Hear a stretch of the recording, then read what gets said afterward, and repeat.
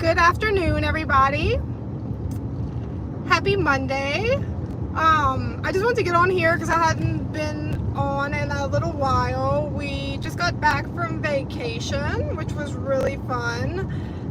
But now it is back to reality. Vacations go by so quick, you know? It's like a week feels like an hour on vacation and an hour feels like a week at work. But that's totally normal. I always think back to when people say that time is a concept, it's a mind construct, and it's so true because like if you're out doing something that you enjoy, like vacation or your favorite activity or hanging out with a girlfriend, you know, like your time will pass by so quickly. So it really is a mental thing. It just goes to show how much that our mind controls, or how much mind control they have over us, you know. But the point of me getting on here is just to talk about how time is a concept. My goal for the week, just getting back from the islands, is I'm trying to get back on island time. Like everything moves so much slower out there. People are just more easygoing. You can tell it's not full of corporate America, which is a beautiful thing, honestly. So how do we get on island time in America, and is it even possible? I don't know, but I would think that a goal that we could work towards would be to have a savings, to save as much as you can, instead of spending it on stuff that we don't need.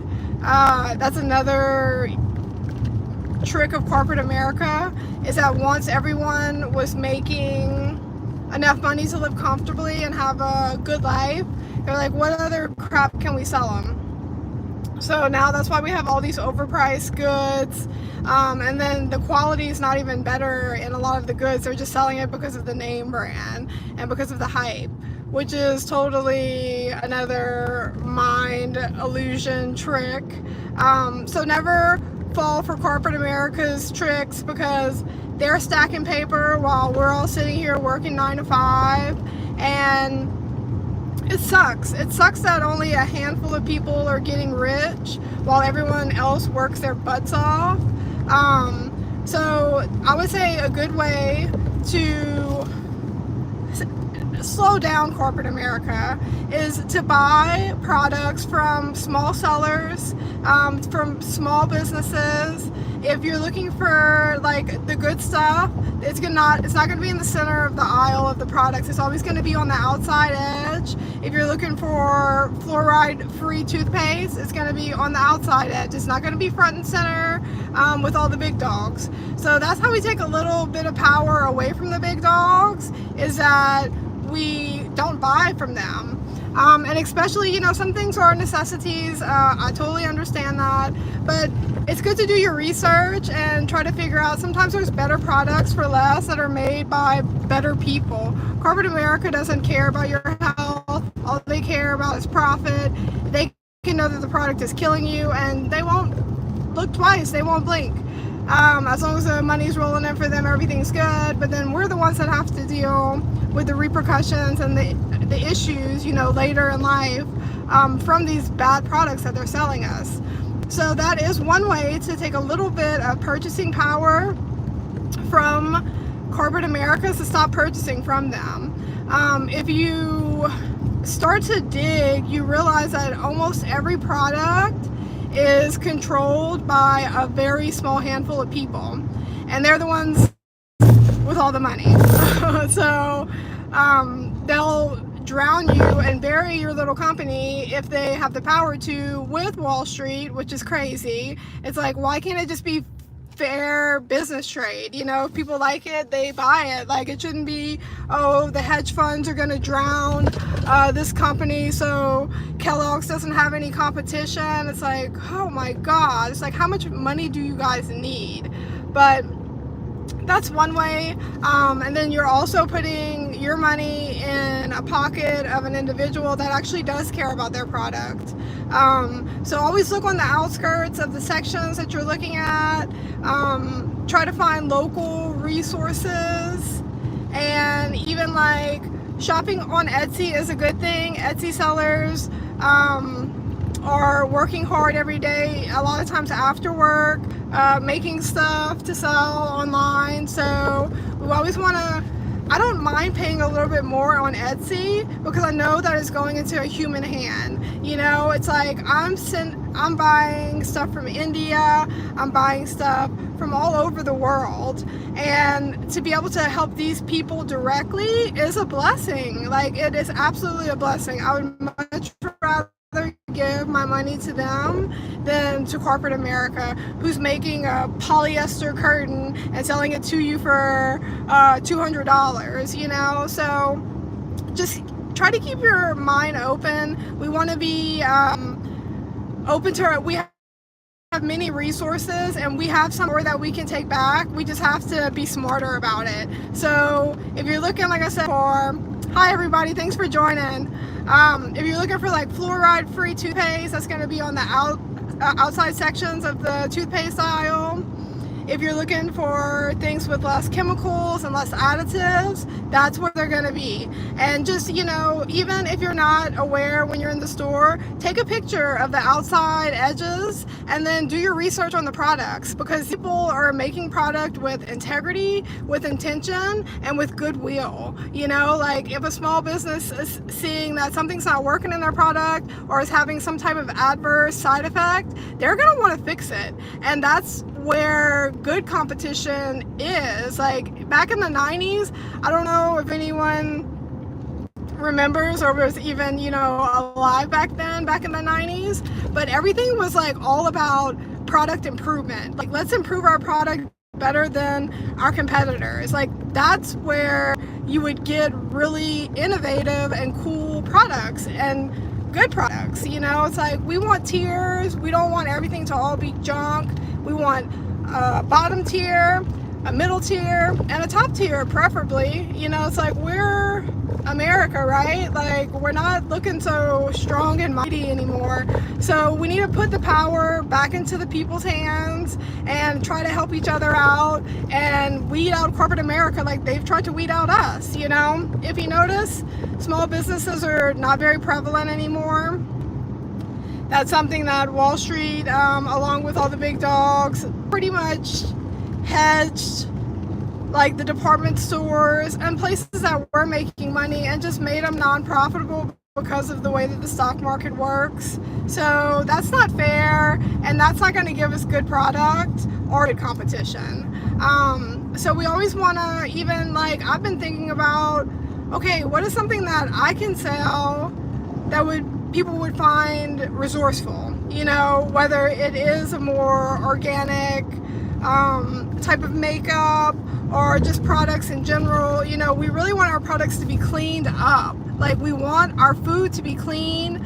They're not adding additives to our food for fun. You know, it's like there is an incentive behind it because it's a cost. So like, why would they be inclined to keep it in there if it's a cost?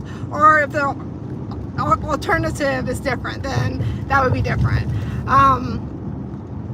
But they don't have our best intentions at heart, and that's what you really want from a seller. You know, you want a seller that loves what they do, loves what they make, and does it with pride, does it with intention. Things on Etsy might not be perfect, but what do you order that is perfect? Everything's handmade, and the flaws are there through, you know, trials and tribulations. So like, I love all of my stuff that I get on Etsy. I do, because I'm obviously a little deep into the rabbit hole.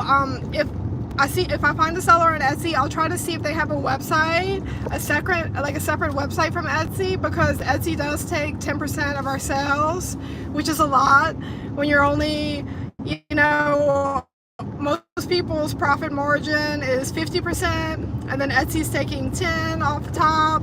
So that leaves you with 30%, all the work and all the headache and all the trouble, you know. So I think Etsy, speaking of corporate America, are a little too big for their britches. Etsy has gone downhill since the seller fees have increased so much. When I first started on there, it was 3.5%, which is totally understandable. I thought it was actually kind of low. And then they got bought out by corporate America and boom, 10%, no questions asked. And then they hold us to this like crazy standard you wouldn't even believe. They hold us to a standard where we have to have 95% of our orders shipped out on time, 95% of our messages replied to within 24 hours, and you can't have less than a 4.8 review average. I don't know, I think everyone went to school in here to keep an almost perfect average with outsiders influencing you is practically impossible. If Etsy, whoever bought Etsy would have gotten their hands dirty a little bit before that, they might be aware of that situation. But, you know, that's just Etsy's way, so whatever floats their boat, I guess they'll just keep charging until they run everyone into the dirt and people have to find other options. Shopify, on the other hand, is a much better business.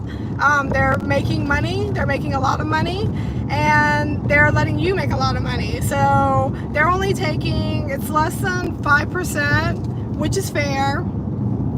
And then not only is Shopify not taking nearly as much as Etsy, their hikes never really, they really hike up of your website every month, but then they also add features for us. Like now you can take the backdrop out of your photo. So like say if you know, like people that have professional photography and they have like the white backdrop, you can make your product look more professional with these tools that Shopify is giving us for free. So that's what I'm talking about, you know, like give me some bang for my buck, make me feel like I'm paying for something that's worth or is of value, you know. Like corporate America, the greed is just ridiculous. Like I'm sure I'm not the only one, but people are just struggling right now. Like it was all good when it was all good, but it's not all good anymore, you know. It's like everyone has to watch prices at the grocery store.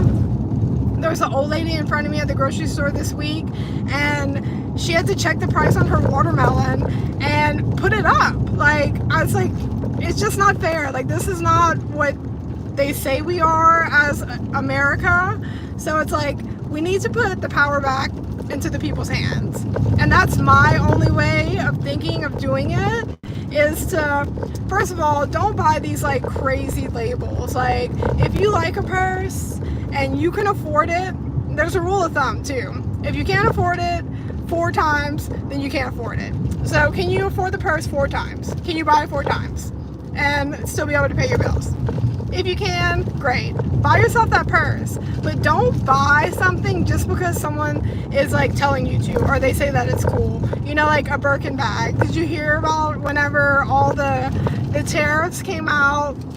China like straight up laughed at us. They had people on there with a Birkin bag in the factory, and they're like, you know how much this costs to make? $100, and you're paying $10,000 for it. You know, so like if that's not corporate greed, I don't know what is. And they've really put us in this mind loop to feel like that is what success is, and that is not what success or value is. That is not valuable. It might be valuable like on the show, oh my god, look at my purse, but like what value does that add to your life? Nothing. You know, it's like, it's not even like a guitar or something where it's like at least you have something that if you maintain it, it can last forever. A bag, yes, I mean, if you watch it like your firstborn, it can last forever. But do I want to worry about a pin being open in my purse because I overpaid for it? Not really. I'm older now, so I am over that. I just have a different view on things. I never really struggled financially, to be honest with you, until around 2020, and then I had to tighten up my rope, you know, And now, like, once I got off of the hamster wheel, I call it, like, just going through the motions, waking up, going to work, getting home, feeding yourself, cleaning yourself for the next day, waking up, going to work. Like, it really is a revolving door. It's a hamster wheel. There's so little time for you to even think about what you would like to do with your life, or what you would maybe find more value in your time with. But we don't even have time to even think about that. It's just go, go, go. But once I did get off the hamster wheel, I was like, no, everything that I'm buying with the money that I'm making is not worth it. So like, once I tightened up my budget, I saw what it cost me to live and how much I needed. I really felt like I figured it out. You know, it's not always about increase. We have corporate America greed in our everyday lives. I mean, that's exactly what I was talking about with corporate America. We feel the same way. It's like, I got to keep moving, up. No, what you need is, you need shelter, you need food, and you need to find happiness. You need to find happiness in yourself. You cannot buy happiness through products. Yes, we do need, like I said, some essentials, but we have to value our time over money, because our time is limited. You can't level up on your time unless, you know, you take better care of yourself. That's always a good option. But it's our time. It's our time that's valuable. Like, so many people go to work after they just have a baby, and you send your kid to daycare that halfway takes care of them, and you're, you know, not even the breadwinner of the family. Like, it's like, we should have the option. That's before, okay, and this is the exact, bringing it all around. Like, my grandmother's generation, they would have 5 on average children. The woman would not work for the most part. Some women did work, some women chose to work. I'm a working woman, but now that, you know, you think about it, it's like a woman's best job and the best place that she could be is with her baby, taking care of her baby, whenever you do have one. That's not always an option with corporate America. But why was it so feasible back then? You know, when everything was still developing, they were developing the roadways, they were like, they can't even maintain them now. You know, like, where is all of the money going? First of all, that they're taking 1/3 of everyone's paycheck, which is crazy. But corporate America saw that. They're like, you guys are getting a little too comfortable. Let's sell them some stuff that they don't need.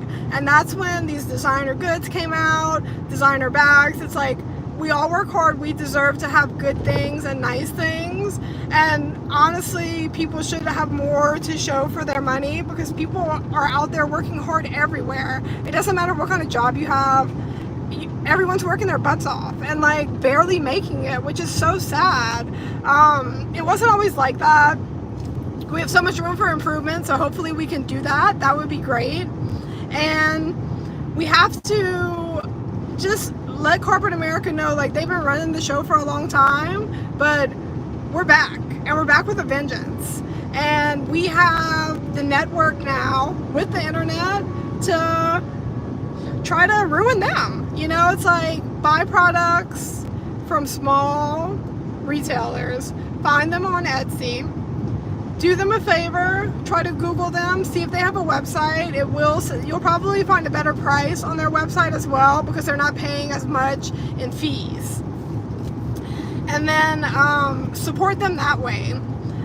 There'll be a lot less, like I said, additives, a lot less problems with things that they put into the food or whatever you're purchasing, you know, chemicals. I've been using something for my skin. It puts a layer between my makeup and my skin has improved so much since then. You don't want to be putting highly toxic, full of chemical makeup on top of a wound on your face. You know, it's like, that's just common sense, but they don't care. You know, you think they would be like, hey, here's an option to cover a pimple that's safe, but they don't care. You know, as long as it covers it, gives you cancer later, that's your problem. Deal with it. We'll sell you some insurance that doesn't work. You know, it's like, so we have to reel it in, even with like healthcare and stuff. Like, we need to realize what is really healthy. We need to use our common sense. I always tell people to listen to your body. I've had multiple customers come in and tell me about their ailments. I went to school for dietetics, so I am knowledgeable in pretty much almost every basic ailment. I've had a handful of customers come back and tell me like, oh my God, I went to get a second opinion. I was misdiagnosed. You know, like there's even profiteering in the medical field, which is very hard pill for people to swallow, but it's definitely a thing. So if something doesn't feel right or your instincts don't feel right, go get a second opinion. Even when it comes to just like small stuff like dental, like you always want, you can even XAI, not saying that it's set in stone, but like juggle your resources, you know, like the more knowledge you have, the better. Knowledge is power. So always keep your mind open. I like to tell my mom and my sister, because we're all waking up at different times, you know, like you have to be patient with people that aren't awoken yet in that aspect with the chemicals and just all of the processed everything around us. So we are all waking up at different times, but you just want to be kind and tell people to keep their mind open and educate them where you can, you know, because my sister, for instance, is a nurse in the medical field, and a couple years ago you couldn't tell her anything about the medical field. She was like, oh, you guys are crazy. And now she's actually reconsidering her profession because she is realizing that the medical field might do more harm than good. That's a scary thought. You know, it's not that these providers, medical providers or professionals are giving you bad information, but when you work in a high-end profession like that, or even if you own a business, if the government or the board or whoever's in charge of everything tells you to do something, you do it, or you lose your license. You know, like a doctor might have had more common sense during little periods of time we had recently, but if the CDC told them that they have to do it this way, we feel like as business, even as a business owner, you feel like you have no choice. You have to follow the rules. It's just kind of one of those conditioned things that we were taught in life. So it's not always the provider. A lot of people, like I said, are not awake yet or still trying to, it's a hard concept to grasp. You know, your brain doesn't want to believe it because we've been conditioned to believe these things for so long. It makes me wonder, what am I conditioned on that I don't even know I'm conditioned on? You know, like it's scary, but it's just something we have to just keep in mind, keep our minds open, and always follow the science and follow your instincts, you know? So that's what I try to do. I don't try to be too pushy about it. I'm just like, well, this is why. You know, like if you notice, go look, speaking of products, go look in the deodorant aisle. You're going to see aluminum free everywhere. I bet you didn't hear a thing about aluminum though. Like, why is it aluminum free? We've been putting this aluminum in our bodies for however long you've been wearing deodorant for. Well, come to find out, aluminum can go through your pores and cause breast cancer. Breast cancer is normally on the outside of the breast where your deodorant will lie. So all this excess products are just nonsense. You know, it's like, if it works for you, good, stick with it. Try to keep your products minimal though. That's really ideal. Dove soap, I vouch by that. My dermatologist told me that. Hopefully he knew what he was talking about. But there's no like scent, and I don't get any like itchiness or reaction with my skin. Also, cleaning your house. I don't know how many times I almost killed myself with Clorox. I use Dawn dishwashing soap to clean everything. I mean, like, you can clean your bathtub with Dawn. The only advice that I will give you is don't use like a regular washcloth. Use a strong paper towel. You can put it all along like the soap scum of your tub. Rub it in with a little bit of water. Let it sit for a second. Comes right off. Like so much easier on just my body. You know, I could feel the Clorox getting to me, whether it was through my skin or through my nose or through my eyes. Like, I hated Clorox, but I felt like that was the only thing that I could get things clean with. Well, Dawn will be your best friend. I literally, like, it's pretty much almost, not almost everything, but that's the majority of my cleaning material now. So that's a safe alternative. You can use it in sinks.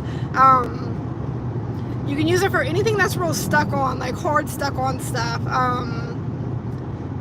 But just like little simple things like that, you know, it's like, it doesn't seem like a big deal until it is a big deal, until it does get you sick, or you do start having adverse reactions, you know, and sometimes people get sick from these things and they don't even know. So like, knowledge is power. Like, if someone tells you something and you think it's kind of kooky, go look it up. Go ask AI. Go do your research, because a lot of things that I thought was crazy have come to fruition. So that's why my brain is open. I've always been an open-minded person. I'm very curious by nature, but you want to keep your brain open. Don't listen to everything that people say.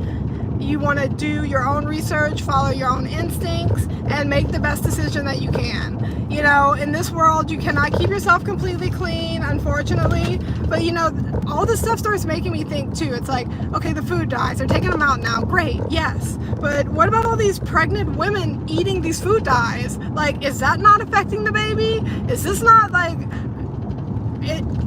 There's so many things. Like, don't take a Tylenol when you're pregnant, or we're going to put all this poison in your food. Oh, don't worry about it, you eat whatever. Like, that scares me. And we as a community and as humans should want to do better and provide better products for each other. Just like baby powder. You know, baby powder is an infant, like, they've been knowing forever that it causes cervical cancer. So I would imagine what they did was, instead of taking out whatever is the problem or trying to figure out whatever is the problem, they probably went invest in some kind of cancer drug. You know, like, that's what corporate America does, and that's what we don't like, and that's why we don't have good products. It's because of that. So try to shop local, find good resources, look on the outside of the sections. Even tampons are full of metals, heavy metals. So if you have any problems in the lady department, get yourself some organic tampons. They will be on the outside section of the tampon aisle. Things like I said, things that you wouldn't even think of. It's like, wow, I use it every month and it's poisoning me. So just do your best. You always want to educate yourself. The more educated we become as a whole, and the more that we demand good product and good service, and we refuse to buy products that are bad for us, like, we need to really, like, as a collective, if there's a product that's bad for you and that's the only option, we need to make a better option. Like, that is our only option to have a good option. So we're gonna stick to this together, guys, and thanks for listening to my rant. I hope I educated someone, and I hope I got your wheels turning on, hey, what am I putting into my body? What am I exposing myself to that could potentially catch up to me in the long run? Because, like I said, it's all good until it's not all good, right? We all know that, like, oh, it's fine, I'm not sick, and then all of a sudden you get sick and you'll do anything to get better. So we want to, prevention is key. We want to prevent the chemicals from getting into our body to begin with, if possible. And if there isn't a good alternative, we need to find good alternatives and try to beat them out. Okay, but I will be back on here this week, guys. We're going to be talking nutrition. I'm going to be educating you guys, we've already gone over the macronutrients, which are protein, carbohydrates, and fat. And then how to calculate your individual calorie needs, and even to adjust your carbohydrate, protein, and fat ranges depending on what your goals are, because that does affect, you know, how if you gain muscle or gain fat or lose muscle or lose fat. So I have that all on my page. You know, that's a good stepping stone to just kind of tackle the big picture, because there's so many just like small issues that we're worried about. So let's look at the overall picture first. And once you can see about how much you're supposed to be eating a day, that's a good start. And then we can start to get healthier from there. So the next live that I do will be on vitamin A. We're going to learn all the little things that vitamin A does for us. Vitamins and minerals is a good resource that we need to tap into. There's a little tea shop in our town, and they add like all the vitamins and minerals that you need for the day. And then they also add caffeine and collagen, which I'm not sure if collagen is good to take orally, you know. So that's something that I should look into and practice what I preach. You know, it's like I'm putting it into my body. I should know what it is, and I should know what it does. So stick with me throughout this journey, and we're going to get healthier together, guys.